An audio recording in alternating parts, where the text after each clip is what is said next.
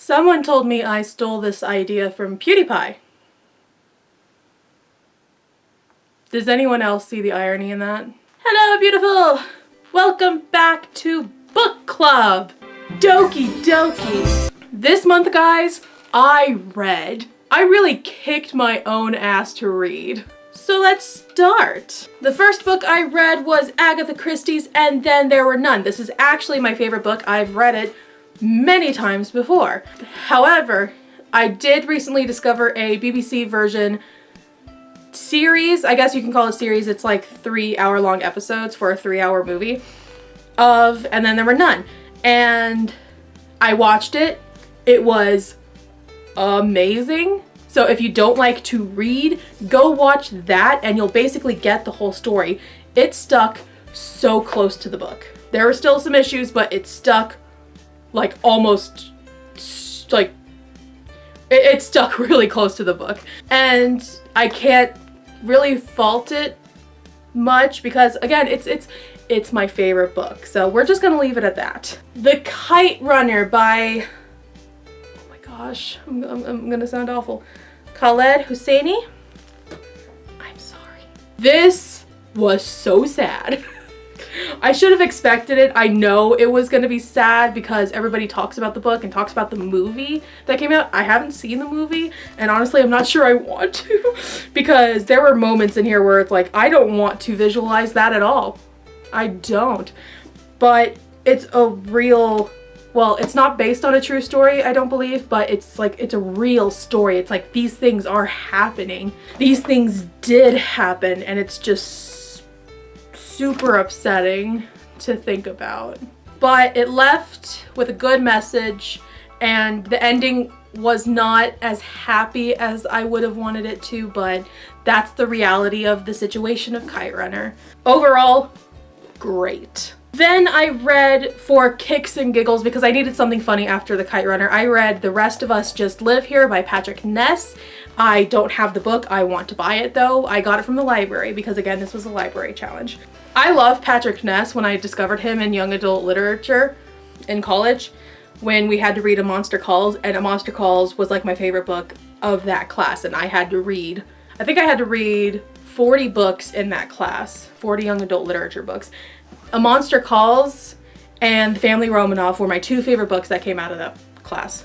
The Rest of Us Just Live Here is about average everyday people who are living in kind of the superhero genre that young adult literature seem to be in now. So you know how all of young adult literature now is focusing on like chosen ones and kids who develop superpowers, but everybody else is kind of just normal.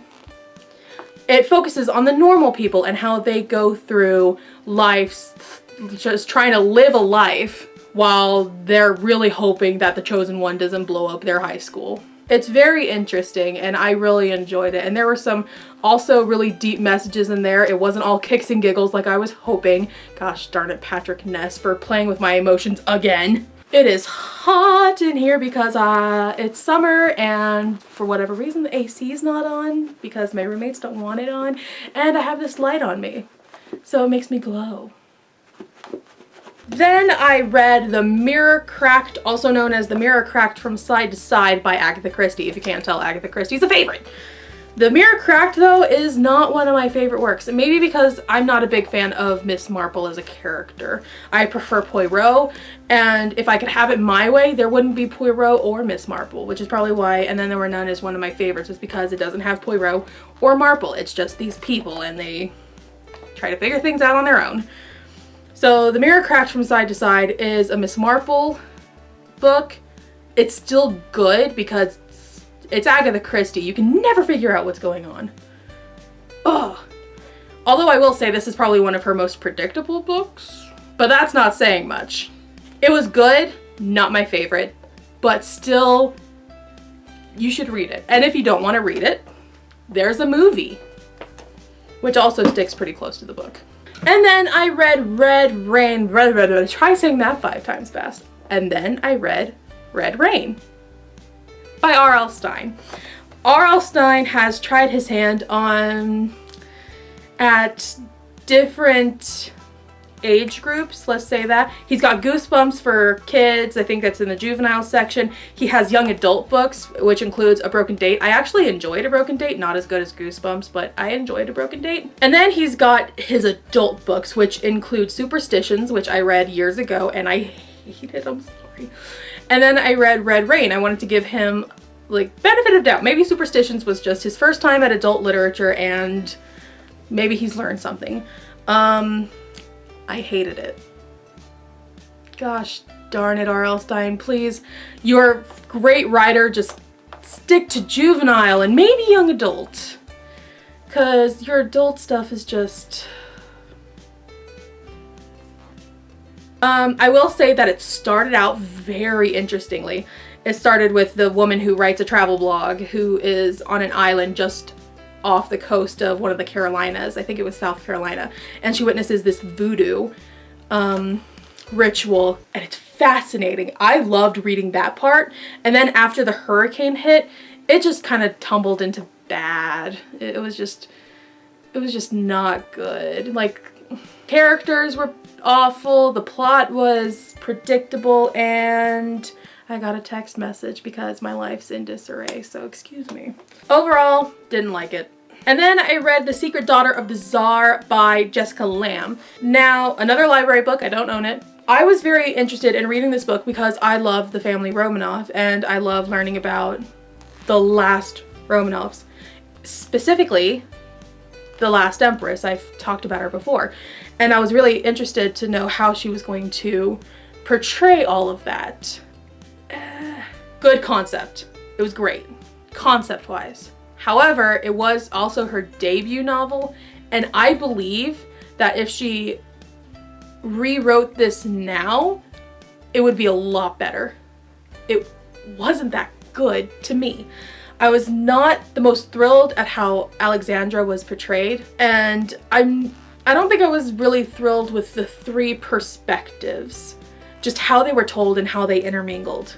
Like, you can successfully pull off the three-person point of view, but it just wasn't as successful in this. But again, I firmly believe that Jessica Lamb is a good writer, and if she wrote it now, rather than having it as her debut novel, it would have been a lot better.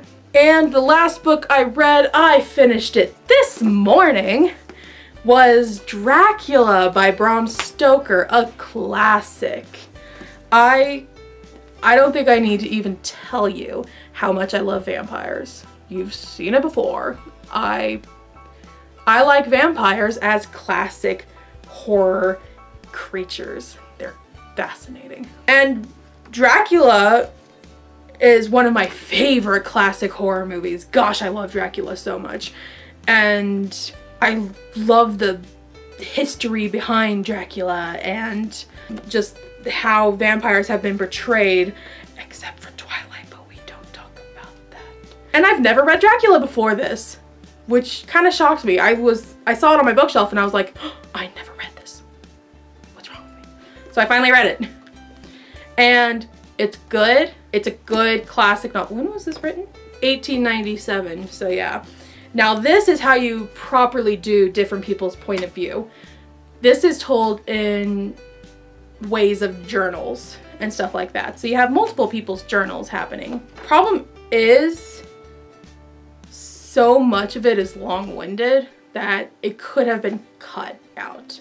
That's my only issue. Other than that, it's great. If you want a classic book to read and you like classic horror, this is where to go. And that was what I read. I'm proud of myself for reading 7 books in a month. However, for August, I am not promising a similar drive for reading. As mentioned before, life has gotten a little crazy, shit hit the fan in epic proportions, but I'm still gonna try to read 4 books. At least 4.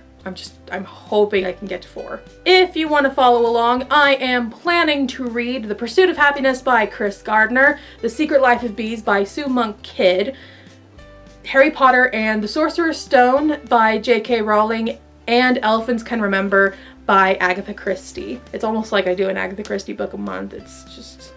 maybe, I think this will be the last Agatha Christie I read for the rest of the year because I've read a lot already. It'd be awesome if I could do more, but I really can't promise anything because,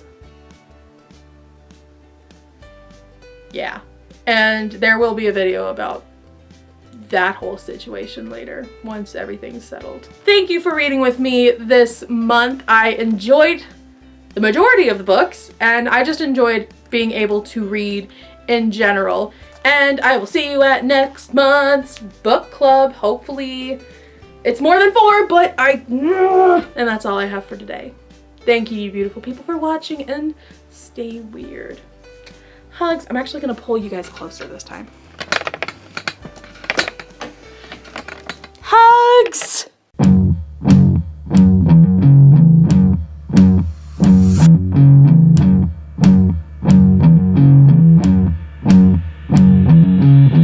That was probably shaky as hell.